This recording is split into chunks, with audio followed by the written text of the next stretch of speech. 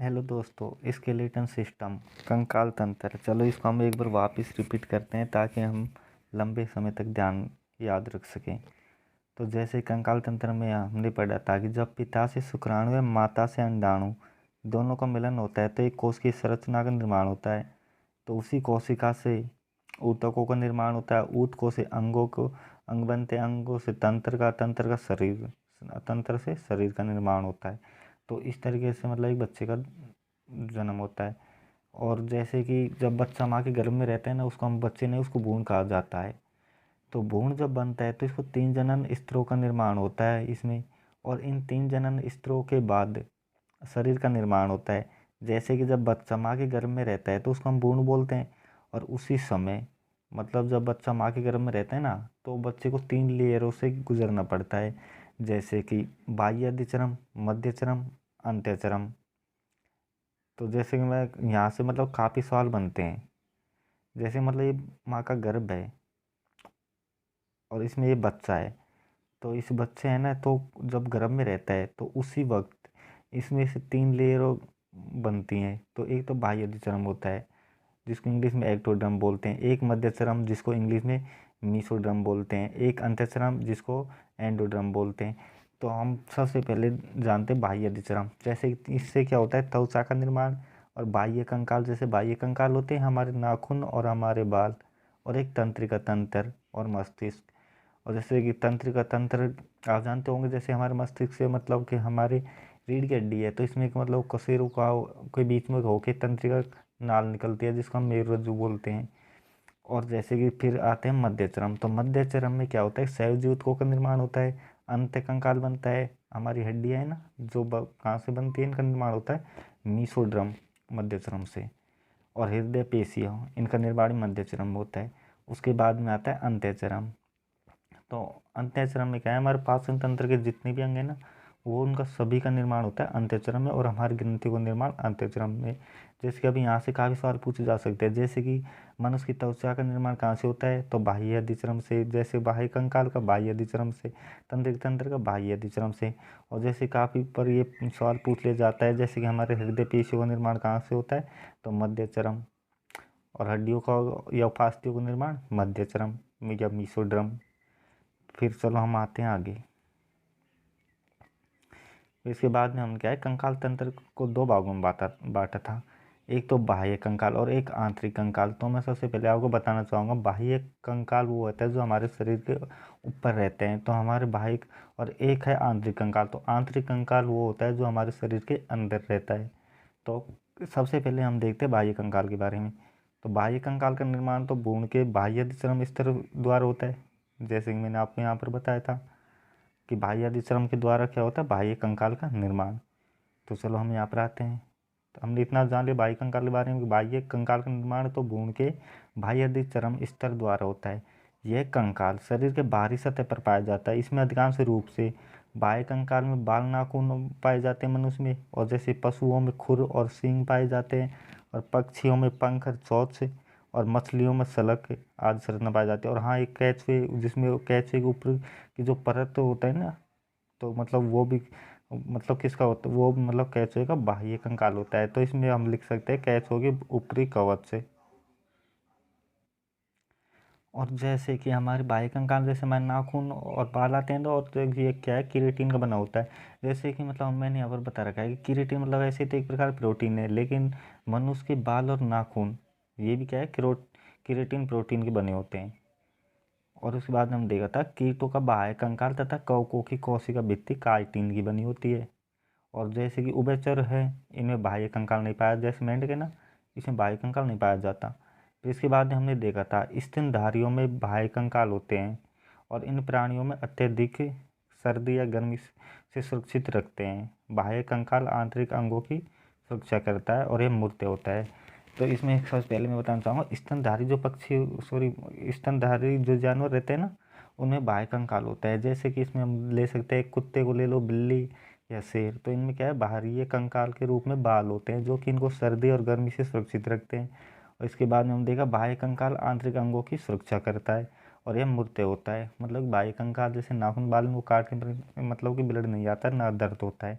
इसके बाद में हमने देखा था मानव शरीर को, आज जैसे कुछ बातें हैं अब आम आएंगे। आंतरिक कंकाल, तो आंतरिक कंकाल में क्या होगा कि हमारे हड्डी आएंगे, तो हड्डियों के बारे में हम थोड़ा बहुत जान लेते हैं। जैसे मानव शरीर, जैसे हड्डियों को बोन कहते हैं, तो मानव शरीर में ढांचा हड्डियों का बना होता है और ये सभी हड्डियाँ एक दूसरी से जुड़ी होती हैं और वह हड्डियों के ऊपर मांसपेशियाँ होती है जिसकी सहायता से हड्डियों के जोड़ों को हिलाया डुलाया जा सकता है। जैसे कि हमारे मानव शरीर में मतलब हड्डियों का एक ढांचा बना होता है और हड्डियों का मतलब ऊपर मतलब मांसपेशियाँ रहती है, तो ये मांसपेशियाँ ना इनकी सहायता से हमारे क्या है हड्डियाँ हमको हिल डुल सकती हैं।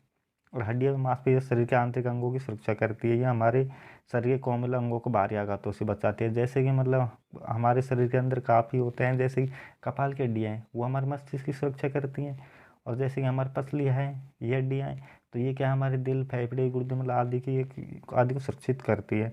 तो हड्डियाँ और मांसपेशियाँ मतलब ये हमारे मतलब अंदर के जो अंग है ना इनको बाहरी आघातों से मतलब सुरक्षित रखती है। और कंकाल, जैसे हड्डियों में कैल्शियम या फास्फोरस संचित रहता है जो आवश्यकता पड़ने पर समय समय पर शरीर को उपलब्ध कराता है। तो हमारे एक हड्डियाँ है ना, तो हड्डियों में से मतलब काफ़ी बार क्या हमारे शरीर को जैसे कैल्शियम की ज़रूरत होती है तो हमारी हड्डियाँ है ना ये उपलब्ध कराती है उनको, जिनके बारे में विस्तार से आगे पढ़ेंगे। जैसे कि अस्थि, तो अस्थि मतलब इनका पोषण कैसे होता है, मतलब हमसे पूछ लेते हैं कि अस्थियों का पोषण कैसे है, तो कैसे होता है तो मैं आपको बता देता हूँ। इसमें क्या है कि सूक्ष्म नलिकाएं उपस्थित होती हैं जिनमें उपस्थित रुधिर कोशिकाओं द्वारा इनका पोषण होता है। अब बात करें उपास्थि की, तो उपास्थि में तो क्या है कि इसमें सूक्ष्म नलिकाओं का अभाव होता है, और जब सूक्ष्म नलिकाओं का अभाव होता है ना तो इसी वजह से इसका पोषण क्या है लसिकाओं द्वारा होता है। फिर आते हैं हम अस्थि, तो अस्थि, इसमें अस्थि में मतलब अस्थि मज्जा इंग्लिश में बोलते हैं बोन मेरो मतलब उपस्थित होती है, अतः इसे आरबीसी रक्त कणिकाएं बनती हैं। मतलब अस्थि मज्जा से क्या है मतलब इसमें मतलब आरबीसी का निर्माण होता है। जैसे कि मैं आपको विस्तार से बताता हूँ, मोटी एवं लंबी अस्थियों में जैसे मोटी हड्डियाँ होती हैं ना उनमें एक प्रकार की खोखली गुहा होती है अंदर की तरफ जिसमें अस्थि मज्जा मतलब पाई जाती है। और अस्थि मज्जा के मध्य में पीली तथा सिरों पर लाल होती है अस्थि मज्जा। तो जहाँ पर ये पीली होती है ना तो पीली कहाँ होती है मध्य में, तो मध्य में मतलब पीली होती है, तो पीली अस्थि मज्जा को श्वेत कणिका या येलो बोन मैरो बोलते हैं। और लाल अस्थि मज्जा जो कि सिरों पर रहती है और इसको हम बोलते हैं रेड बोन मैरो। फिर इसके आगे देखते हैं हम, अस्थियों के सिरों पर लाल अस्थि मज्जा में आरबीसी व अस्थि मज्जा के मध्य पीली या श्वेत कणिकाओं में आरबीसी का निर्माण होता है। और लाल अस्थि मज्जा आरबीसी केवल स्तनधारियों में पाई जाती है, आरबीसी केवल स्तनधारियों में पाई जाती है। फिर चलो हम अंतकंकाल को पढ़ते हैं, वो क्या है ये वाला है ना, ये टॉपिक इसको मैं ऑनलाइन क्लास में भूल गया था मतलब इन डिटेल को बताने के लिए, लेकिन हम आगे चलते हैं जैसे कि हमें जाना था। सॉरी,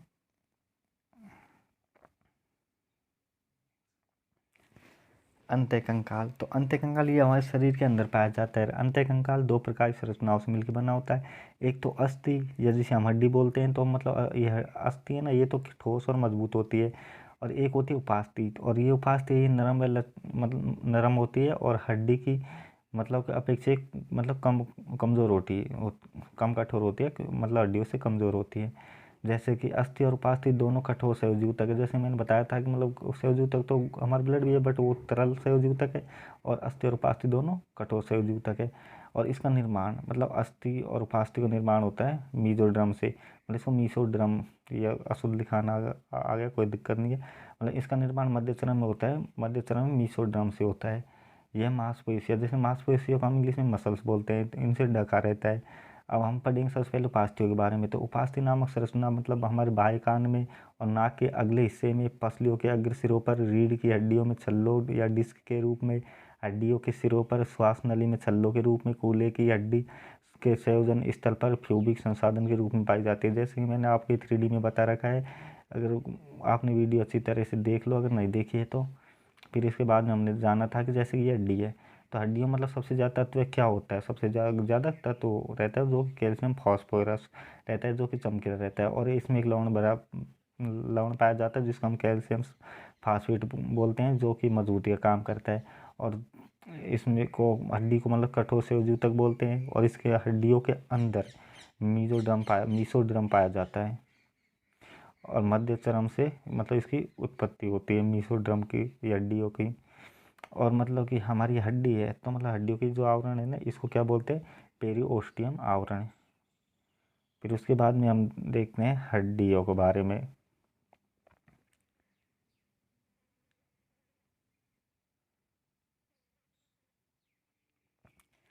अच्छा, तो हड्डी अस्थि या बोन, तो जैसे कि नवजात मतलब जब शिशु रहता है ना उसमें तो हड्डियों की संख्या 300 से 306 तक रहती है, और बच्चों में हड्डियों की संख्या 270 रहती है लगभग, और वयस्क में 206 हड्डियाँ होती हैं। अब जैसे कि 206 हड्डियों को हम क्या है दो भागों में बांट देते हैं, एक तो अक्षीय भाग और एक उपांगीय भाग। तो हम अक्षीय भाग में तो करेंगे मतलब हमारे सिर की, छाती की हड्डी, रीढ़ की हड्डी, पसलियों के बारे में। और उपांगीय भाग में हम देखेंगे हाथ, पैर, कंधे और कूल्हे की हड्डियों को। तो हम जैसे कि मतलब इनको अक्षीय भाग में तो 80 हड्डियों के बारे में जानेंगे, और उपांगीय भाग में 126 हड्डियों के बारे में। तो जैसे कि हम उपांगीय भाग में जैसे कि हमारे हाथ हैं, तो हाथ में क्या है 30-30 हड्डी होती है दोनों में, तो टोटल 60 हड्डी। पैरों में भी 30-30 हड्डी होती है, तो दोनों पैरों में 60 हड्डी। कंधे में मतलब जिसको हम अंशमेखला बोलते हैं, इसमें 2-2 हड्डियाँ होती हैं अंशमेखला में। तो हड्डी हो गई 4। उसके बाद में कूल्हे में 1-1 हड्डी पाई जाती है, इसको हम श्रेणी मेखला बोलते हैं, कूल्हे वाली हड्डियों को मतलब उस भाग को। तो यहाँ पर 1-1 हड्डी पाई जाती है, 2 हो गई। तो 60 और 60 120, 120 और 4 124, 124 और 2 26, 126 हो गई हड्डियाँ।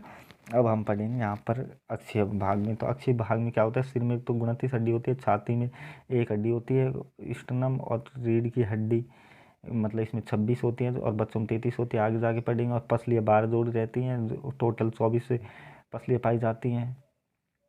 और जैसे हम सिर को क्या है, सिर की हड्डियों को मतलब जैसे हम 4 भागों में बांटा था, इसको हम आगे जाके देखेंगे डिटेल से। जैसे कि यहाँ मैं बताना चाहूँगा, ये हाथ की हड्डी है, तो हाथ की हड्डी जो कि मतलब एक ये हाथ की हड्डी है, तो ये वाला है ना जो कि अंश मेखला, मतलब एक तो अंश मेखला से जुड़ा है, और ये कोहनी तक का भाग है जिसको हम ह्यूमरस बोलते हैं।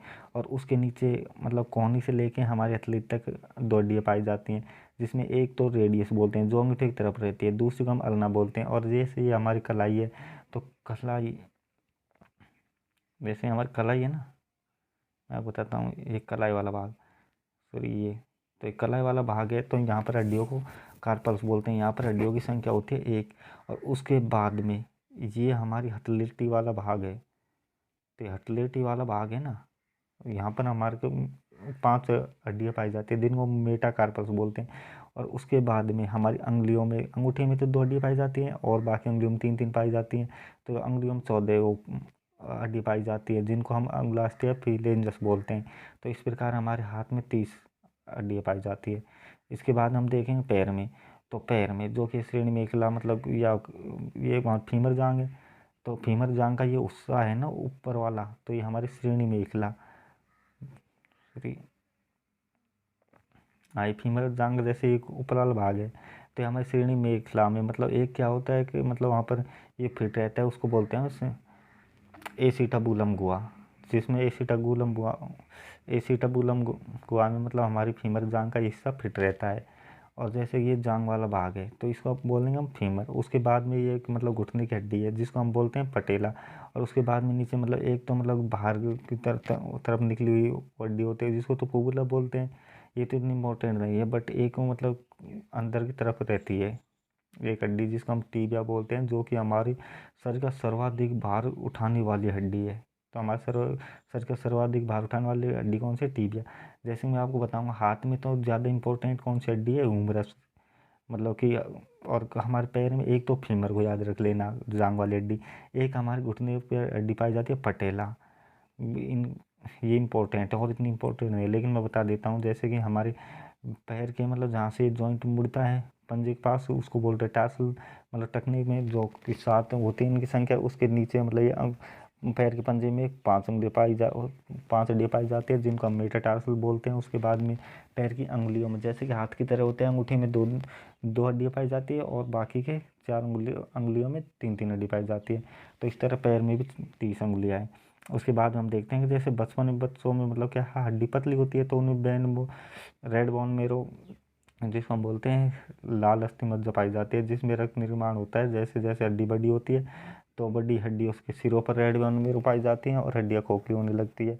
जैसे मतलब कि यहाँ पर इस मेरे कहने के इसमें मतलब है कि जैसे हड्डियाँ बड़ी होती हैं तो बड़ी हड्डियों के सिरों पर मतलब रेड बोन में पाई जाती है और हड्डियाँ खोखली होने लगती, तो हड्डियाँ खोखली अभी नहीं होंगी, हड्डियाँ खोखली होंगी जैसे 45 से 50 साल की उम्र के जब आदमी हो जाता है ना, तो उसके बाद में क्या है कि हमारे हड्डियों से कैल्शियम निकलने लगता है, उसके बाद में हड्डियाँ खोखली होती हैं। अब इसके बाद हम देखते हैं हड्डियों में अस्थि मज्जा पाई जाती है जिससे रक्त का निर्माण होता है।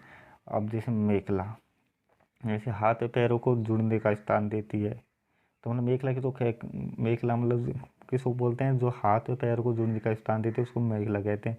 अक्षय अनुबंधी कंकाल को जोड़ती है, उपांगी कंकाल का ये हिस्सा है।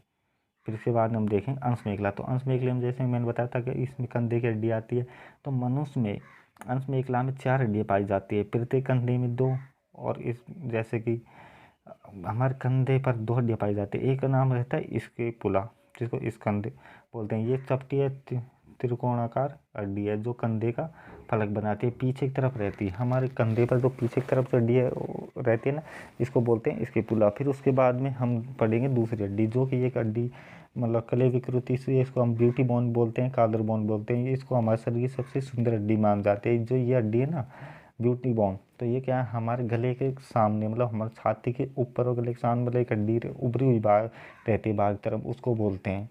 तो जैसे कि इसमें मैंने बता रखा है, ये तो ह्यूमरस, ये तो हमारे हाथ वाली हड्डी हो गई, हमारे मतलब कि कंधे से लेकर कोहनी तक का भाग।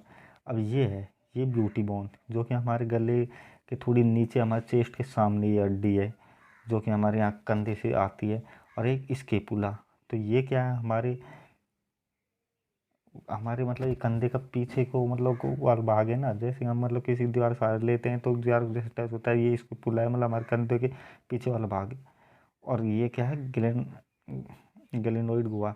तो मतलब हमारे ह्यूमरस मतलब ये हड्डी का भाग है ना, जो ग्लेनोइड गुहा में जुड़ा हुआ रहता है।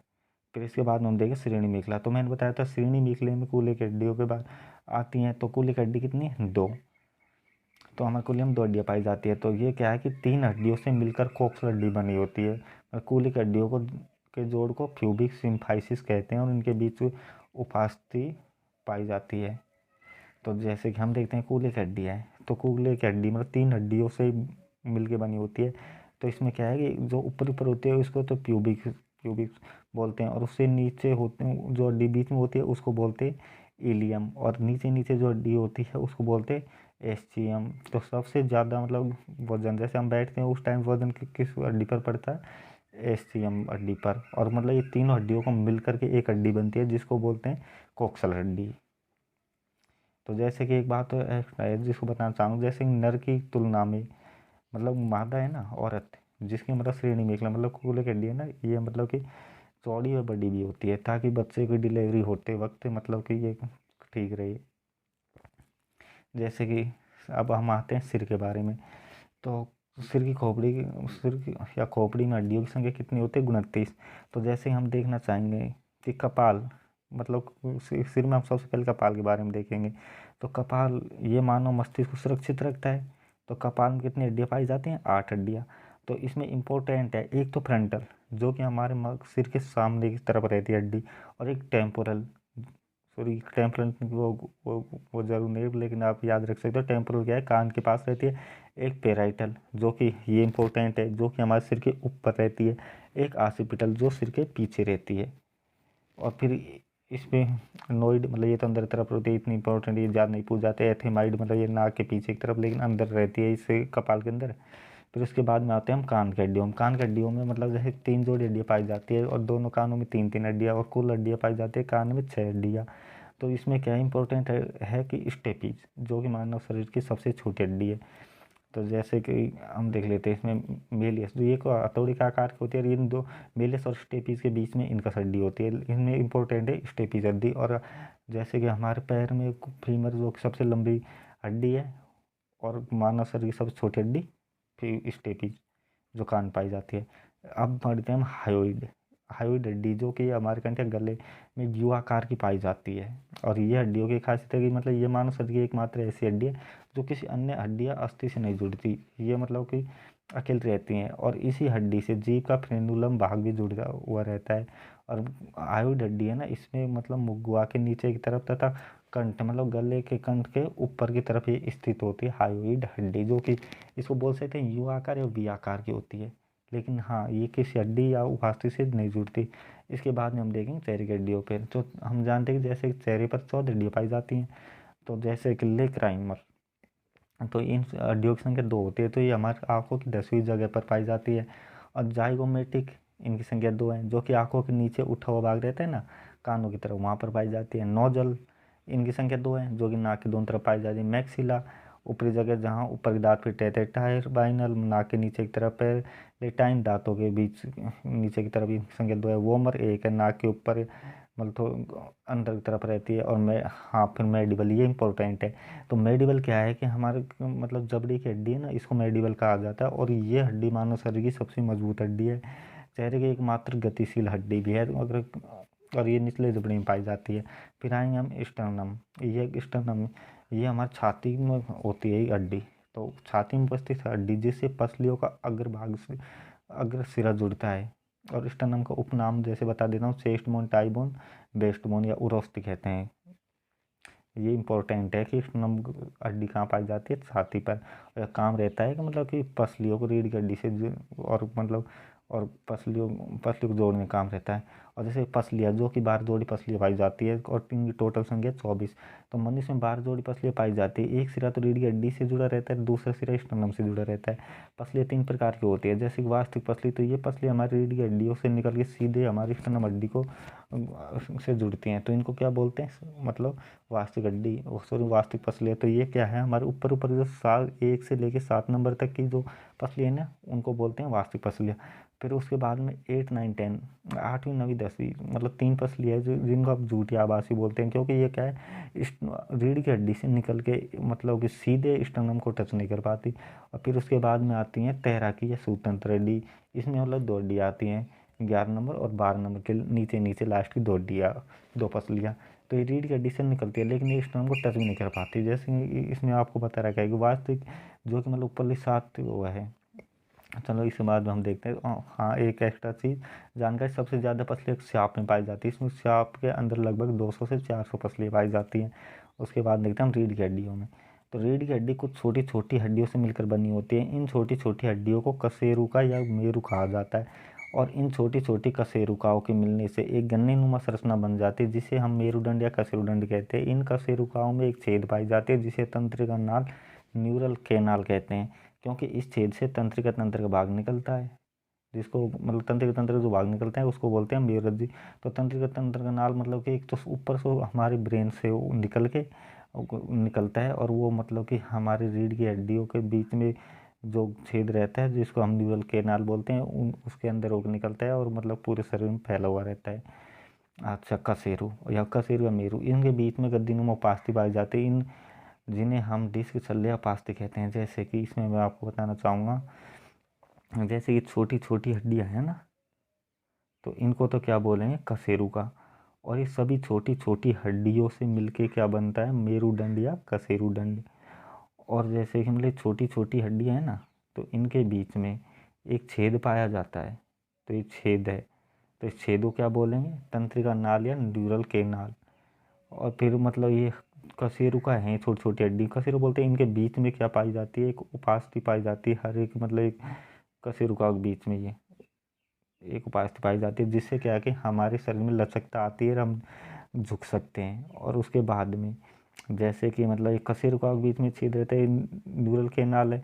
तो जैसे कि ये हमारा सिर है, और हमारे सिर से एक तंत्र का मतलब भाग जाता है, जिसको हम बोलते हैं मेरुरज्जु या स्पाइनल कॉर्ड, जो कि हमारे सिर में ब्रेन से निकल के आता है, जो कि हमारे पूरे शरीर को कंट्रोल करने का कार्य करता है, मेरुरज्जु। फिर इसके बाद हम देखा था कि हम जब सोते हैं तो हमारी लंबाई बढ़ जाती है, खड़े होने पर घट जाती है। तो ये किस वजह से होता है, जैसे हम सोते हैं तो हमारे क्या है कि ये कशेरुका के बीच उपास्थि है, जो कि मतलब गद्दीनुमा है, तो हमारे खड़े होने पर ये दब जाती हैं, जिससे हमारी हाइट कम हो जाती है। हमारे लेटने पर मतलब ये उपास्थि है ना, ये कशेरुकाओं के बीच में ये फैल जाती हैं, जिससे हम तो हमारी थोड़ी हाइट बढ़ जाती है। हाँ, जो कशेरुका हमारे गर्दन वाले भाग में पाई जाती है उन्हें सर्वाइकल या ग्रीवा कहते हैं, इनकी संख्या 7 होती है। तो और जो कशेरुका छाती वाले भाग में पाई जाती है ना उनको वक्षीय या थोरेसिस कशेरु कहते हैं, इनकी संख्या 12 है। और कमर वाले भाग में कशेरुकाओं को लंबर या कटी कहते हैं, जिनकी संख्या 5 है।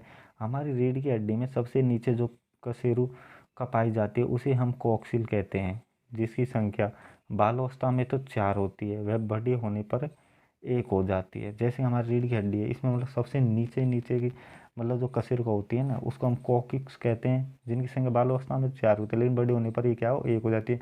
और इसके बाद जैसे कोकिक्स के ऊपर मतलब जो दूसरी हड्डी होती है, नीचे से दूसरी हड्डी, मतलब इसको सेक्रम बोलते हैं, जिसकी संख्या मतलब बचपन में तो 5 होती है, लेकिन ये बाद में 1 हो जाती है इसकी संख्या भी। जैसे कि हम इसमें जानेंगे, जैसे कि ये रीढ़ की हड्डी है, तो ये तो हमारे गर्दन वाला भाग हुआ। तो मतलब गर्दन वाले भाग में मतलब इनकी मतलब रीढ़ की हड्डी में हड्डियों की संख्या जो छोटी छोटी हड्डी है जिनको हम कशेरुका बोलते हैं, उनकी संख्या होती है 7 है, जिनको हम सर्वाइकल बोलते हैं। उसके बाद में ये हमारे मतलब चेस्ट और पीठ वाला हिस्सा लगा लेते हैं हम। तो पीठ वाला हिस्सा है ना, इसको हम बोलेंगे वक्ष। इनमें क्या है मतलब कशेरुकाओं की संख्या होती है 12। फिर उसके बाद में हम ये कमर वाला भाग ले लेते हैं, तो हमारे कमर वाला भाग को बोलते हैं लंबर। यहाँ पर कशेरुकाओं की संख्या होती है 5। उसके बाद में हम यहाँ ले लेते हैं मतलब ये तो फिर हम देखा था नीचे नीचे जो हड्डी होती है उसको कोकिक्स बोलते हैं। कोकिक्स जिसमें कि क्या है बचपन में तो मतलब 4 होती है यहाँ पर हड्डियों की संख्या, लेकिन ये बाल अवस्था में मतलब कि 1 हो जाती है मिलके। और एक फिर ये मतलब कोकिक्स के ऊपर मतलब जो हड्डी है उसको बोलते हैं सेक्रम। तो बाल अवस्था में तो इसकी संख्या 5 हो जाती है, लेकिन ये भी क्या है युवा अवस्था में आने पर इसकी मतलब ये मिलके 1 हो जाती है। तो जैसे कि हम अगर हमसे कोई पूछे कि मतलब बच्चों में मतलब रीढ़ की हड्डियों की संख्या कितनी है 33 है, और वयस्क में 26। अब हम पढ़ेंगे जॉइंट के बारे में। जैसे हमारे शरीर में मतलब जॉइंट पाए जाते हैं हर जगह पर, तो उनके बारे में हम देखेंगे। तो जॉइंट जैसे फ्रेंड्स हो सकता है आप मतलब काफ़ी जगह पर थोड़ी कन्फ्यूज हुई है, लेकिन मैं आपको बताना भूल गया, लेकिन अब बता दे रहा हूँ। जैसे हम क्या है हड्डियाँ, तो हड्डियों को तो हम इंग्लिश में बोन बोलते हैं, और उपास्थियों को हम बोलते हैं कार्टिलेज, और पसलियाँ है उनको बोलते हैं हम रिब्स, और मांसपेशियों को हम बोलते हैं मसल्स, और ऊतक को बोलते हैं हम टिश्यू। चलो हम जॉइंट के बारे में जानते हैं। तो जॉइंट मतलब इनको हिंदी में जॉइंट को बोलते हैं संधि। तो मैं आपको बताना चाहूँगा जॉइंट मतलब संधियों का अध्ययन को या जॉइंट के अध्ययन को आर्थोलॉजी कहते हैं। फिर इसमें सबसे पहले हम जानेंगे लिगामेंट। इस नाम जैसे आपने लिगामेंट के बारे में तो सुना ही होगा, जैसे हड्डियों को हड्डियों से जोड़ने वाली संरचना या हड्डियों को एक दूसरे से मांसपेशियों तंतु द्वारा बांधे रखने का कार्य करती है। कौन करती है? लिगामेंट। तो हड्डियों को हड्डियों से जोड़ने वाली संरचना या एक मतलब हड्डियों को एक दूसरे से जोड़े रखने का कार्य लिगामेंट करती है।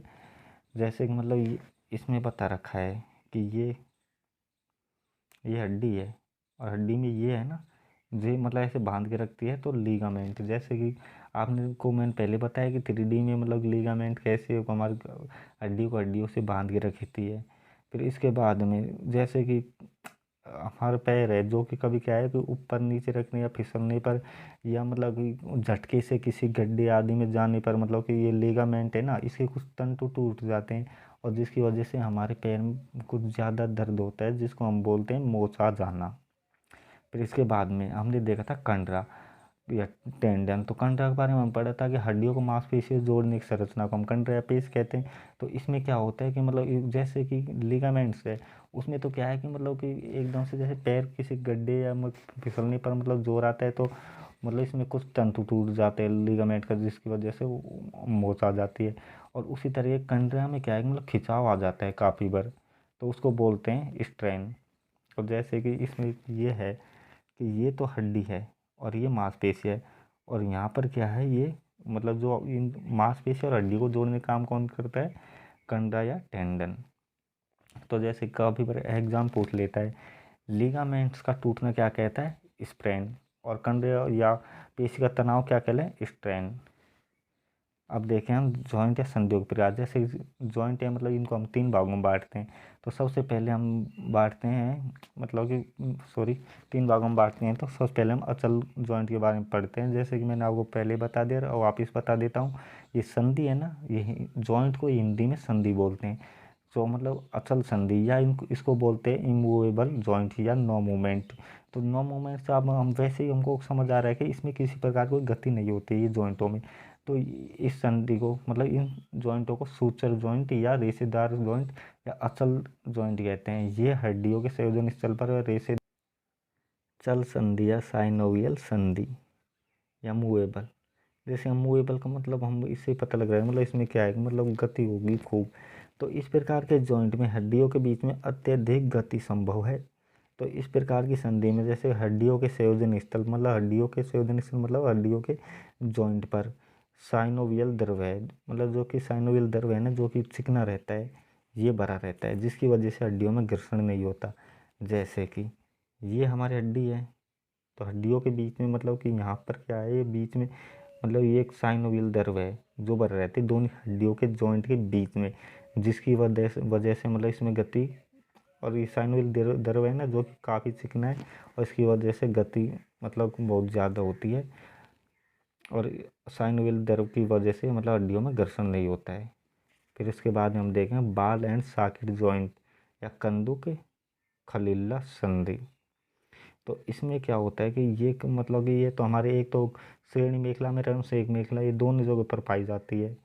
तो इसमें मतलब इसमें हड्डी का एक सिरा तो बॉल के समान होता है, जैसे कि हमारी फीमर जांघ है, इसका हिस्सा मतलब आगे से जुड़ेगा तो एसिटाबुलम गुहा में, तो ये मतलब बॉल तरह रहेगा, और एसिटाबुलम गुहा है ना वो कटोरी तरह रहेगी। तो इसमें क्या है कि एक सिरा तो बॉल समान था, दूसरा सिरा कटोरी समान होता है, इस कारण इसमें लगभग 360 डिग्री गति संभव है। कंधे में अंश मेखला या हुमरस के बीच है, कूल्हे में श्रेणी मेखला या फीमर के बीच लगभग 360 डिग्री संभव है। जैसे कि मैं कंधे में अंश मेखला या हुमरस जो कि हमारा हाथ है, कंधे से लेकर कोहनी तक के मतलब जो हड्डी पाई जाती है उसको हुमरस बोलते हैं। तो इसके बीच में मतलब कि क्या होता है 360 डिग्री की गति संभव है। और हमारी श्रेणी मेखला मतलब हमारे श्रेणी मेखला में हमारे फीमर वाला जो हमारी जांघ वाली हड्डी है ना, इनके बीच में लगभग 360 डिग्री गति संभव है। जैसे कि यहाँ पर बताना चाहूँगा अंश मेखला कंधे वाला भाग, इसमें तो क्या है जो कटोरी तरह रहती है ना वो ग्लोनोइड गुहा, इसमें हुमरस का भाग जुड़ा रहता है। और श्रेणी मेखला में एसिटाबुलम गुहा में फीमर का जांग वाली हड्डी है ना वो वाला भाग जुड़ा रहता है। फिर इसके बाद हम पढ़ें कब्जा संधि या हिंज संधि। तो ये संधि ये क्या है कि एक दरवाजे की तरह रहती है, ये सिर्फ 180 डिग्री घूम सकती है। जैसे हमारे हाथ हैं, हमारे घुटने हैं, हमारी अंगुली है, लेकिन इसमें अंगूठा नहीं आएगा, क्योंकि हमारी अंगुलियाँ इनको 180 डिग्री घुमा सकते हैं, कोहनी को 180 डिग्री, लेकिन अंगूठे है ना इसको मतलब कि हम लेफ्ट राइट में कोई इसे कुछ ज़्यादा घुमा सकते हैं, इसलिए इसमें अंगुलियाँ आएंगी, जैसे कि कोहनी और घुटने और अंगुलियाँ। और धुराग्र संधि या पाइवोट संधि, इसमें हड्डी धुरी के समान स्थिर रहती है तथा दूसरी हड्डी इसके ऊपर दाएं बाएं गति करती है, जैसे कि खोपड़ी में दाएं बाएं गति होती है हमारे, है ना। तो इसमें क्या होता है कि मतलब कि एक हमारी गर्दन है, यहाँ पर मतलब हड्डियाँ पाई जाती है, जैसे कि एक्सिस हड्डी है, इसके ऊपर मतलब एटलस हड्डी है ना, तो मतलब एक्सिस हड्डी तो मतलब कि अपनी जगह पर स्थिर रहेगी, और इसके ऊपर एटलस जो हड्डी है ना अस्थि, तो ये क्या है कि मतलब दाएं बाएं गति करेगी। इसके बाद हम देखें विसर्पी संधि। तो यह घर्षण या रगड़ भरी संधि है, जैसे कि कलाई में कार्पल्स के बीच और टखने में टार्सल्स के बीच में पाई जाती है विसर्पी संधि। और सैंडल संधि या काट संधि जो कि हमारे अंगूठे में पाई जाती है। तो हमने जॉइंट्स के बारे में भी जान लिया, अब हम देखते हैं बीमारियों के बारे में। तो हड्डियों से संबंधित रोग, तो जैसे कि हमने बताया था रिकेटस, इसको सूखा रोग बोलते हैं, ये तो क्या है बच्चों में विटामिन डी की कमी से होता है। और ओस्टियोमलेशियाई जो कि वैसे में विटामिन डी की कमी से होता है। और ओस्टियोपोरोसिस जो कि हड्डियों का खोखला होना है, ये महिलाओं में भी होता है पुरुषों में होता है। ये क्या है 45 से 50 साल की उम्र में होता है, मतलब हड्डियों का खोखला होना, इसमें क्या हड्डियों से कैल्शियम निकलता है इस वजह से। फिर उसके बाद हम देखा आर्थोइटिस, मतलब इसमें क्या है साइनोवियल द्रव की कमी होती है, और जिससे हमारे जोड़ों में दर्द होता है। और इसमें क्या है पैरों के जाम होने का भी वो डर रहता है। और जैसे गाठिया रोग या गाउट, इसमें क्या है यूरिक अम्ल का जमाव होता है, जैसे कि हमारे मूत्र है जो मतलब कि मूत्र मतलब काफ़ी अवशिष्ट पदार्थ निकल जाते हैं, लेकिन फिर भी मतलब कुछ मतलब पदार्थ क्या है यहाँ पर वो जम जाते हैं हमारे जॉइंटों पर। और फ्रैक्चर, तो इसमें हम बताएंगे रॉड जो कि स्टील या टाइटेनियम की बनी होती है। तो जैसे इसमें इम्पोर्टेंट क्या है मतलब कि ओस्टियोपोरोसिस ज़्यादा इंपॉर्टेंट है। चलो और को मैं जल्दी बताता हूँ, उसको मैं आराम से समझा। रिकेटस इसको सूखा रोग बोलते हैं, जो कि बच्चों में विटामिन डी की कमी होती है इससे होता है। और जब बच्चों में विटामिन डी की कमी रहेगी तो कैल्शियम का जमाव नहीं होगा, और जब कैल्शियम का जमाव नहीं होगा तो हड्डियाँ कमज़ोर होंगी, और हड्डियाँ कमज़ोर होंगी तो फ्रैक्चर की संभावना ज़्यादा रहेगी। और जैसे विटामिन डी को कैल्सीफेरल मतलब बोलते हैं। तो इसमें क्या है, इसका कार्य मतलब विटामिन डी का कार्य क्या रहता है, मतलब विटामिन डी का कार्य रहता है हमारी हड्डियाँ में कैल्शियम जमाव कराना। और जब हमारी हड्डियों में कैल्शियम जमा होगा तो हमारी हड्डियाँ मजबूत होंगी। और जैसे विटामिन डी के मतलब लक्षण, मतलब विटामिन डी की को किसी की कमी है तो उसके लक्षण क्या है, तो ये हम देखते हैं। तो इसमें क्या है, एक तो हड्डियाँ कमज़ोर रहेंगी, और वह शरीर मतलब अपना स्वयं का खुद के शरीर का मतलब वजन भी आसानी नहीं उठा पाएगा, जिसकी वजह से हमारी हड्डी है ना, जो धनुषाकार, जैसे कि हड्डी धनुषाकार का मतलब होता है मतलब कुछ ऐसे चौड़ जाएंगे, और कुछ मतलब लोगों में मतलब हड्डियाँ आपस में ऐसे टकराने लगेंगी, पैर की हड्डियाँ। और हाँ, चेस्ट है, छाती वो कबूतर की तरह थोड़ी वैसे हो जाएगी। तो विटामिन डी का मतलब जैसे सबसे अच्छा स्रोत मतलब सूर्य किरण को माना गया है। जैसे कि काफ़ी बार एग्जाम पूछा गया है, विटामिन डी प्राप्त होती है सूर्य की किरणों से। तो इसके बाद में हम देखेंगे ऑस्टियोमलेशियाई।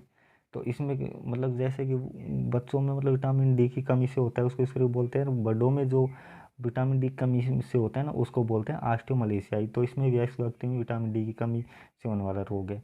फिर ओस्टियोपोरोसिस, तो इसके बारे में मतलब इसमें क्या है कि हड्डियों का खोखला होना होता है।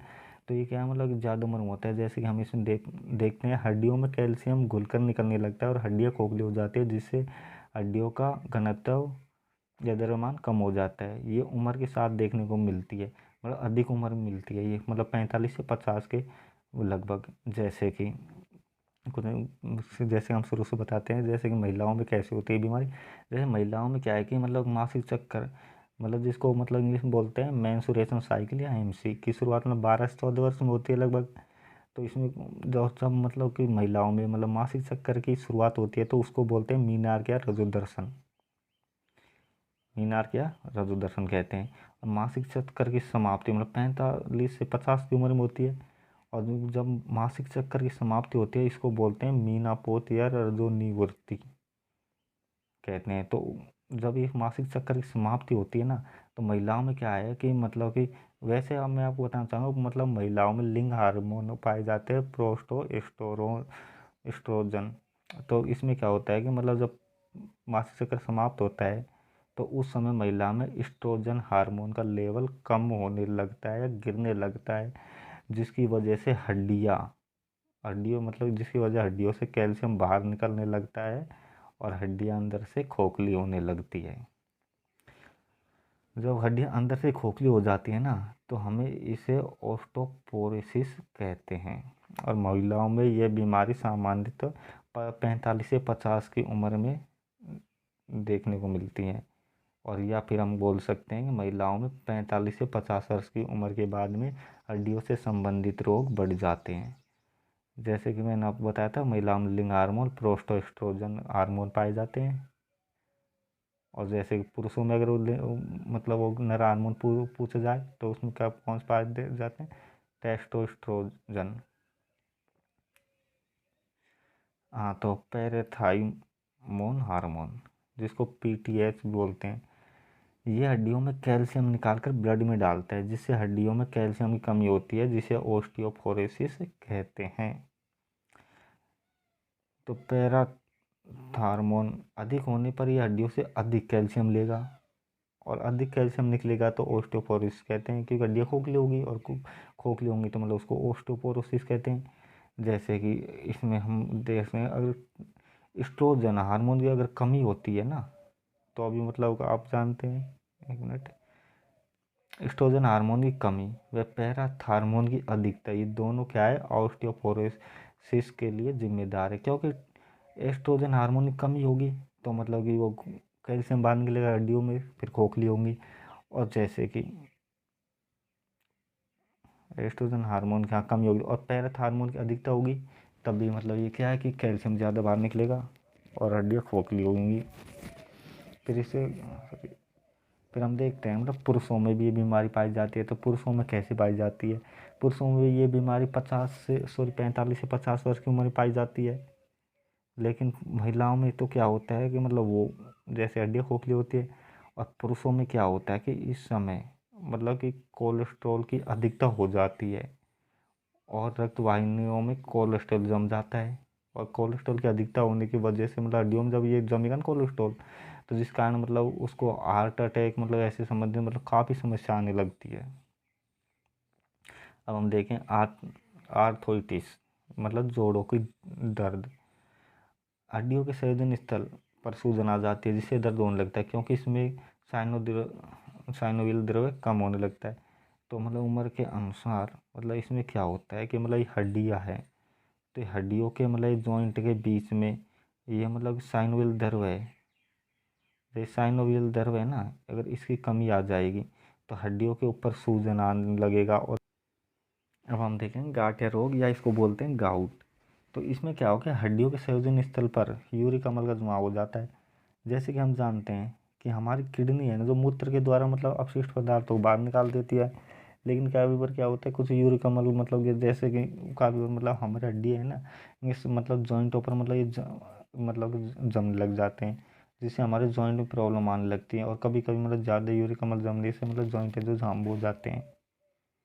फिर उसके बाद में हम पढ़ेंगे फ्रैक्चर। तो इसमें क्या है कि मतलब फ्रैक्चर में मतलब कि जब हड्डी टूट जाती है तो हड्डियों टूटने के बाद में उसका पता क्या किससे लगाते हैं हम, एक्सरे से। तो एक्सरे में क्या होता है मतलब ये क्या है, कोमल ऊतकों को तो पार कर देती है, और मतलब अस्थि है मतलब जिसको बोन कहते हैं, हड्डियाँ इनको आर पार नहीं करती। और फिर इसके बाद में ये हड्डियों की पिक्चर दिखा देती है कि मतलब हड्डी कहाँ से टूटी है या कहाँ से नहीं। और एक और प्लास्टर ऑफ पेरिस भी मतलब इसमें इलाज किया जाता है। लेकिन दोस्तों मैं आपको एक बात और बताना चाहूँगा, जैसे कि हड्डियों को तो हम बोन्स बोलते हैं, और उपास्थियों को कार्टिलेज बोलते हैं, पसलियों को रिब्स बोलते हैं, मांसपेशियों को मसल्स बोलते हैं, ऊतकों को टिश्यू बोलते हैं। बट मैंने क्या है कि हिंदी ज़्यादा यूज़ की है, मैंने इंग्लिश कम यूज़ की है इसमें। और जैसे कि हड्डियों का मतलब शायद मैंने इसमें नहीं बताया कि हड्डियों का अध्ययन, तो हड्डियों का अध्ययन किया जाता है ओस्टियोलॉजी में। और हड्डी ये एक सजीव अंग है। ओके दोस्तों, शायद मैंने जितना मैं जानता था उतना मैंने आपको बता दिया। Okay bye.